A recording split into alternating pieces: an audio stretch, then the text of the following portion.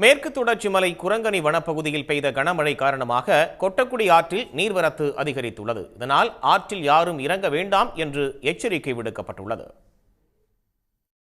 தேனி மாவட்டத்தில் கம்பம், கூடலூர், சுருளிப்பட்டி மற்றும் மேற்கு தொடர்ச்சி மலையடிவார கிராமங்களில் கடந்த 10 நாட்களுக்கு மேலாக கனமழையும் விட்டுவிட்டு சாரல் மழையும் பெய்து வருகிறது. குறிப்பாக சுருளியருவி வனப்பகுதியான ஈத்தக்காடு, மணலாறு, மேகமலை, இரவங்கலாறு மற்றும் சுருளியருவி நீர்பிடிப்பு இடங்களில் கனமழை பெய்து வருவதால் சுருளியருவியில் வெள்ளப்பெருக்கு ஏற்பட்டுள்ளது. எனவே சுருளியருவியில் சுற்றுலாப் பயணிகள் குளிக்க வனத்துறை தடை விதித்துள்ளது.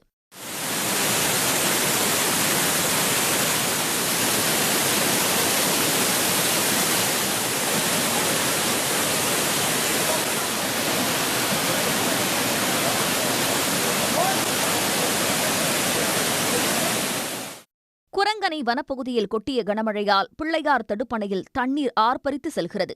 நீர்வரத்து குறைந்து காணப்பட்ட கொட்டக்குடி ஆற்றில் ஒரே நாளில் பெய்த மழையால் தண்ணீர் அதிகளவில் செல்கிறது. இந்த தண்ணீர் போடி பகுதியில் உள்ள குளங்களுக்கு ராஜ வாய்க்கால் மூலமாக அனுப்பப்படுகிறது. உபரி நீர் அணைக்கட்டு நீர்வீழ்ச்சியில் ஆர்ப்பரித்து கொட்டி வைகை அணைக்கு செல்கிறது.